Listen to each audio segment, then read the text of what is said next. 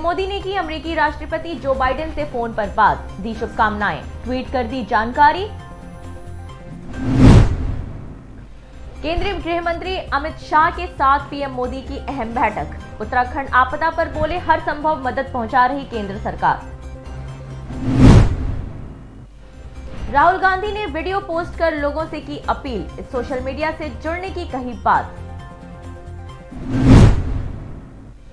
मध्य प्रदेश के सीएम शिवराज की पहले चेतावनी, फिर दिखा एक्शन, परफॉर्म नहीं करने वाले 4 कलेक्टर और एसपी को हटाया।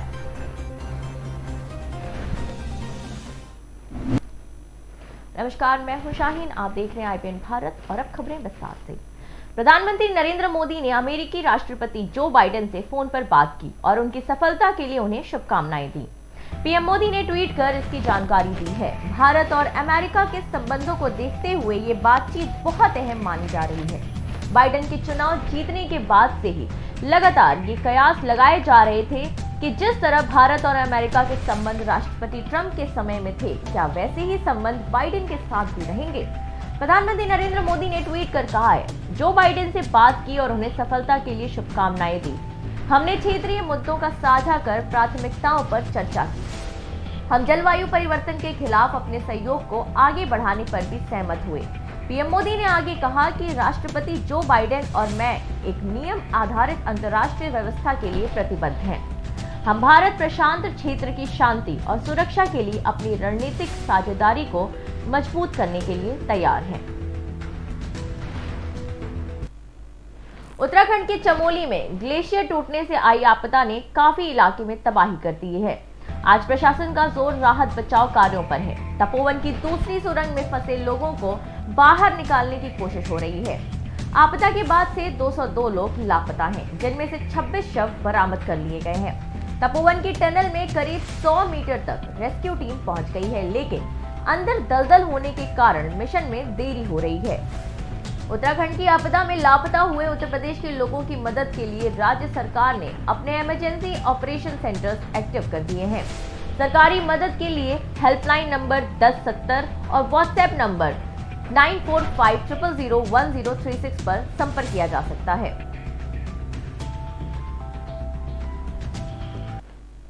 प्रधानमंत्री नरेंद्र मोदी ने सोमवार को कहा कि उत्तराखंड के चमोली जिले की ऋषि गंगा घाटी में रविवार को अचानक आई विकराल बाढ़ से प्रभावित लोगों की मदद के लिए केंद्र सरकार हर कदम उठा रही है। उत्तराखंड के बीजेपी सांसदों के एक प्रतिनिधि मंडल को उन्होंने आश्वस्त किया है कि सरकार भविष्य में ऐसे प्राकृतिक हादसों की पुनरावृत्ति को रोकने के लिए इंफ्रास्ट्रक्चर को और मजबूत करने की दिशा में काम कर रही है।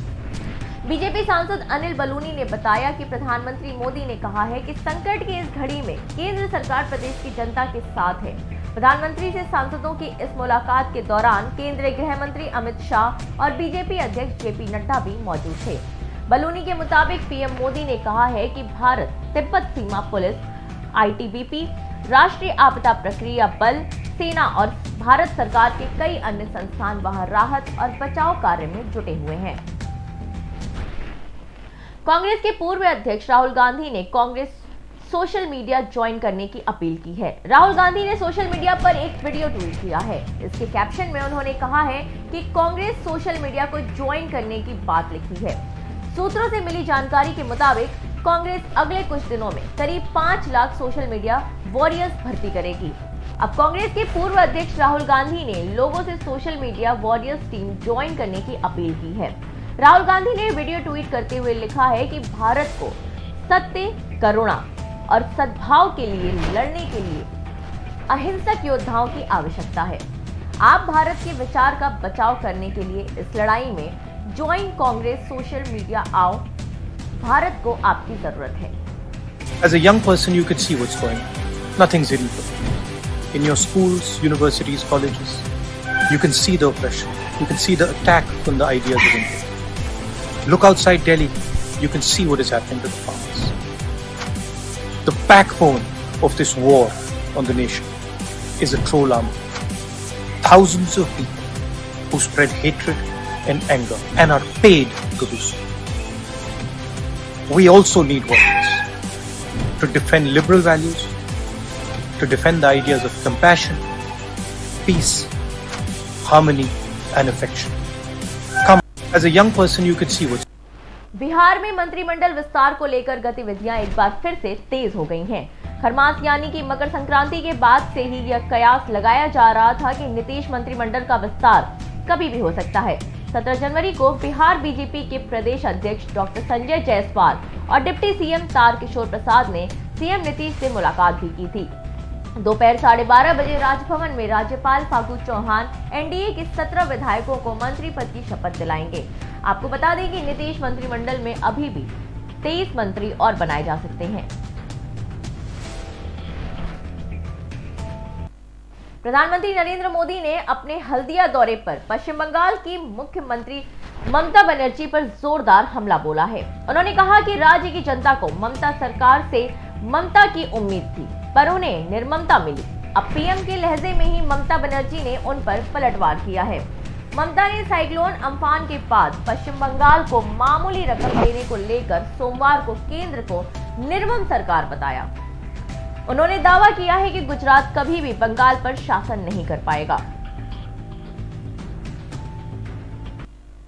मुख्यमंत्री शिवराज सिंह चौहान ने 2 जिलों के कलेक्टर और 2 जिलों के एसपी को उनके पद से हटाने का निर्देश दिया है। मंत्रालय में मुख्यमंत्री ने कलेक्टर कमिश्नर कॉन्फ्रेंस खत्म होने के ठीक बाद यह आदेश दिए हैं। कॉन्फ्रेंस की शुरुआत में सीएम ने अधिकारियों को चेतावनी दी थी कि परफॉर्म नहीं करने वाले अधिकारियों को पद पर बने रहने का अधिकार नहीं है। कॉन्फ्रेंस खत्म होते ही उन्होंने नॉन परफॉर्मिंग अधिकारियों को हटाने का निर्देश भी जारी कर दिया है। पद से हटाए गए अफसरों में बैतूल के कलेक्टर राकेश सिंह और नीमच के कलेक्टर जितेंद्र सिंह राजेश शामिल हैं। निवाड़ी के एसपी वाहिनी सिंह और गुना के एसपी राजेश सिंह भी पद से हटाए गए हैं। गुना सीएसपी नेहा पचीसिया को भी हटाने के निर्देश मुख्यमंत्री ने दिए हैं। दिल्ली के मुख्यमंत्री अरविंद केजरीवाल की बेटी ऑनलाइन फ्रॉड का शिकार हो गई। सीएम केजरीवाल की बेटी एक पुराने सोफे को ऑनलाइन बेच रही थी। इस क्रम में ठगों ने 34,000 रुपए ठग लिए। दरअसल ठग ने अपने आप को उनके सोफा का कस्टमर के रूप में पेश किया था। उसने सबसे पहले सीएम की बेटी का विश्वास जीतने के लिए उनके अकाउंट में कुछ पैसे भेजे। इसके बाद उसने सीएम की बेटी को एक बार कोड स्कैन करने के लिए कहा। इस बार को कोड स्कैन करते ही उसके अकाउंट से एक बार में 20,000 रुपए, उसके बाद 14,000 रुपए डेबिट हो गए।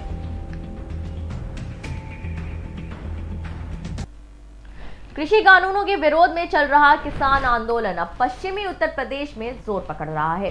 मुरादाबाद के बिलारी में भारतीय किसान यूनियन की ओर से पंचायत का आयोजन किया गया। इस दौरान तय हुआ कि 12 फरवरी को बिलारी में बीकेयू की ओर से महापंचायत की जाएगी। इस महापंचायत को बीकेयू के राष्ट्रीय अध्यक्ष नरेश टिकैत संबोधित करेंगे। गांव-गांव जाकर महापंचायत में आने के लिए किसानों से संपर्क करने की जिम्मेदारी पदाधिकारियों को सौंपी गई है। बिलारी में भारतीय किसान यूनियन के जिला अध्यक्ष चौधरी मनोज कुमार के आवास पर बीकेयू की एक पंचायत हुई। पंचायत में बीकेयू के कई प्रदेश और जिला स्तर के कई पदाधिकारी पहुंचे। इस दौरान 12 फरवरी को होने वाली महापंचायत को लेकर चर्चा की गई। बीकेयू के प्रदेश महासचिव ने आरोप लगाया है कि देश के प्रधानमंत्री नरेंद्र मोदी के अंदर अहंकार है और यह अहंकार ज्यादा दिन तक नहीं टिकने वाला है। हम सब किसान सच्चाई की लड़ाई लड़ रहे हैं और जीत भी हमारी ही होगी। पंजाब की रोपड़ जेल में बंद विधायक और माफिया डॉन मुख्तार अंसारी ने खुद को यूपी की जेल में ट्रांसफर किए जाने का विरोध किया है। सुप्रीम कोर्ट में एक हलफनामा दाखिल कर मुख्तार अंसारी ने कहा है कि वो एक ऐसे परिवार का हिस्सा है जिसने स्वतंत्रता आंदोलन में बड़ा योगदान दिया है। इसके अलावा उसके परिवार से निकले हामिद अंसारी देश के उपराष्ट्रपति रहे हैं। मुख्तार अंसारी ने सुप्रीम कोर्ट में अपने हलफनामे में कहा है कि उनके परिवार से स्वतंत्रता सेनानी, राज्यपाल और उपराष्ट्रपति देश को मिले हैं। मुख्तार अंसारी ने भूतपूर्व उपराष्ट्रपति हामिद अंसारी का हवाला देते हुए कहा है कि वह उस परिवार से हैं जहां से निकले हामिद अंसारी देश के उपराष्ट्रपति रहे हैं। आज की खबरों में अभी के लिए इतना ही। मुझे दीजिए इजाजत। नमस्कार।